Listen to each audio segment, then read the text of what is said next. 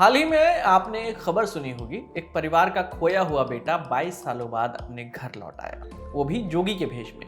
जिसने ये खबर सुनी गांव में, वो उसे देखने के लिए दौड़ा चला आया। अखबारों से लेकर चैनलों तक सब जगह खबर भी चली, सब खुश थे।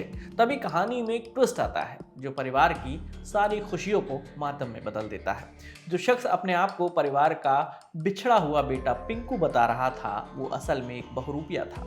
जांच पड़ताल में वो शख्स पिंकू नहीं, नफीस निकला, और वो पहले भी कई परिवारों को इसी तरह से ठग चुका था। जब परिवार को ये पता चला तो उनके पैरों तले जमीन खिसक गई। पूरी कहानी क्या है, चलिए आपको विस्तार से बताते हैं।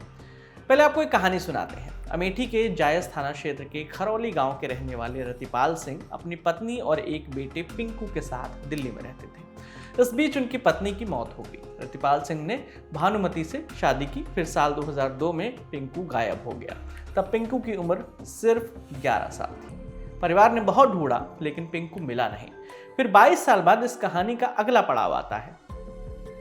एक जोगी सारंगी बजाते हुए, गाना गाते हुए आता है। उसने परिवार को एक कहानी सुनाई, उनके बेटे पिंकू की कहानी उस परिवार को इतनी सच्ची लगी कि वो उसे अपना बेटा मान बैठे। उस परिवार का 22 साल पहले एक बेटा पिंकू घर से भाग गया था। वो शख्स उसी बेटे की कहानी सुनाकर परिवार को अपने जाल में फंसा लेता है। परिवार और शख्स की मुलाकात का वीडियो सोशल मीडिया पर खूब वायरल होता है। अब आता है कहानी में ट्विस्ट। रिपोर्ट के मुताबिक जोगी ने परिवार को बोला कि उसके गुरु ने उसे अयोध्या जाने और परिवार वालों से भिक्षा लेने को कहा है। गांव वालों ने मिलकर भिक्षा के तौर पर उसे 13 क्विंटल अनाज दिया। बुआ ने 11,000 रुपए भी दिए। कांटेक्ट में रहने के लिए एक फ़ोन भी दिया।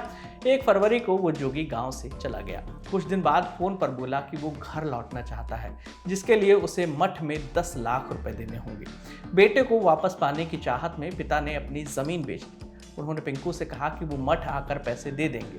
पिता मठ में ना आए, इसके लिए पिंकू कई तरह के बहाने बनाने लगा। बोला कि बैंक के जरिए या पैसे जो है बैंक या यूपीआई के जरिए भेज दीजिए।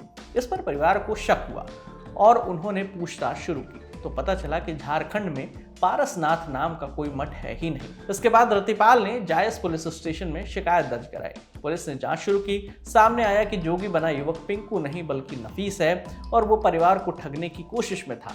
पुलिस आरोपी की तलाश में जुट गई है। आरोपी नफीस बिहार में दरभंगा के रहने वाले शाहिद के परिवार को भी निशाना बना चुका है। खबर है कि वो 2 महीने पहले ही वहां गया था। खुद को दिल्ली से गायब हुआ परिवार का बच्चा बताने लगा और 2 लाख रुपए की मांग की थी। बताया कि वो गोरखपुर के मठ में रहता है। हालांकि उस परिवार ने उसे पैसे नहीं दिए, जिसके बाद आरोपी फरार हो गया।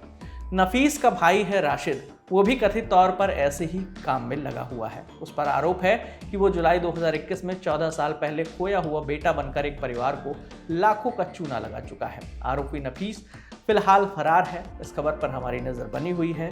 इस पर जैसे ही कोई अपडेट आएगी हम आप तक यूं ही पहुंचाते रहेंगे। आपके लिए तमाम जानकारी लेकर आए थे हमारे साथी दीपेंद्र गांधी। मेरा नाम है विकास वर्मा। देखते रहिए दिल ललन टॉप। शुक्रिया।